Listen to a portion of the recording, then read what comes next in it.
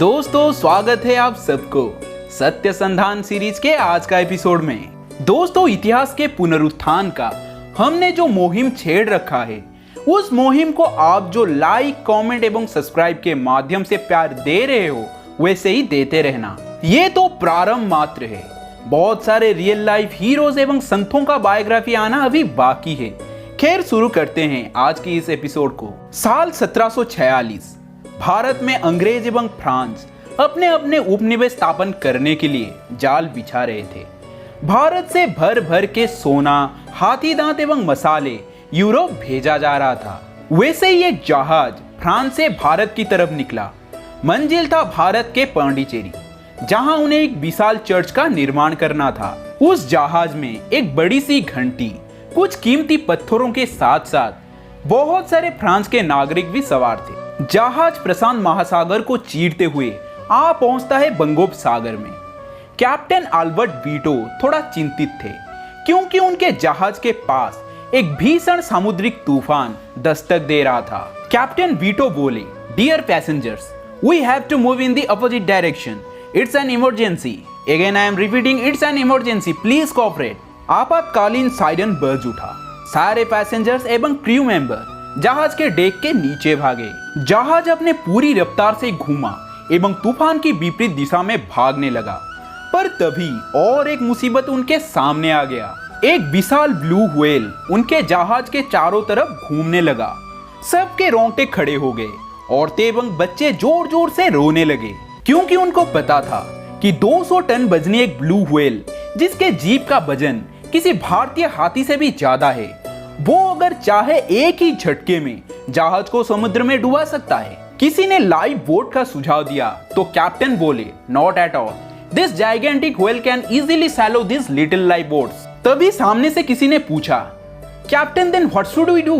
गंभीर स्वर में, नेत्र में अश्रु लिए कैप्टन बोले, आई डोंट नो। क्या किया जाए और क्या नहीं किया जाए, बस यही चर्चा चल रहा था।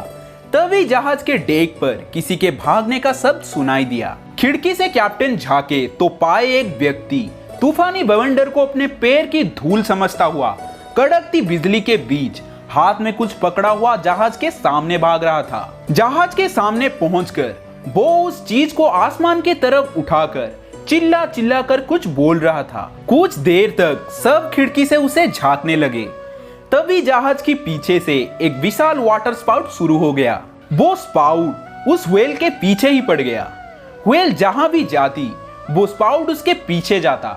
200 टन वजनी व्हेल को उस स्पाउट ऐसे खींचा मानो जैसे वो एक तिनका हो। ये सब कुछ हकीकत नहीं, बल्कि किसी साइंस फिक्शन मूवी के सीन लग रहा था।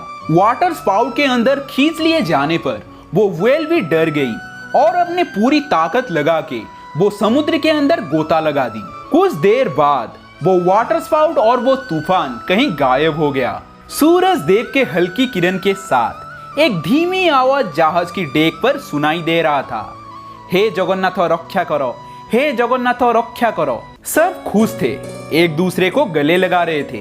तभी किसी ने कहा, look at that Indian guy, what he is chanting and what is in his hand, let's go there. ये बोलकर सारे पैसेंजर एवं क्रू मेंबर उस अनजान व्यक्ति के पास पहुंच गए।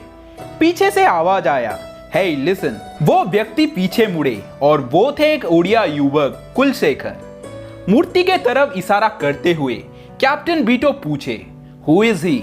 मुस्कुराते हुए कुलशेखर बोले, श्री जगन्नाथ। अपने मुंह पर अनेक प्रश्नों की समाहार लिए कैप्टन वीटो बोले, Shri Jagannath, can you please tell me something about him? Kulshekhar जवाब दिए, why not, Jagannath, which means the father of the whole universe. His temple is at Puri. अपने हाथ को जोड़ते हुए कैप्टन बोले, Let's go there. फिर सारे मिलकर पूरी आए और कैप्टन अपने साथ लाए हुए सारे कीमती चीज मंदिर को दान कर दिए और खुद हिंदू धर्म अपना लिया। मान्यता के मुताबिक श्री जगन्नाथ मंदिर में घंटी बजाया नहीं जाता, इसलिए चर्च के वो घंटी को आज तक श्री मंदिर के प्रशासन मंदिर में एक कांच के बक्से के अंदर सहेज के रखे हुए हैं, ताकि लोग भक्त कुलशेखर एवं कैप्टन अल्बर्ट वीटो को याद रख सके। दोस्तों ये था कथा भक्त कुलशेखर के बारे में। अगर वीडियो आपको तनिक भी अच्छा लगा हो तो हमारे इस छोटे से चैनल को सब्सक्राइब करके बेल आइकन दबा के ऑल पर क्लिक कर देना, तभी जाकर मेरे वीडियो का नोटिफिकेशन आप तक पहुंच पाएगा। खैर चलता हूं और मिलता हूं सत्यसंधान सीरीज के अगले एपिसोड में। तब तक जय हिंद, जय भारत, जय जगन्नाथ।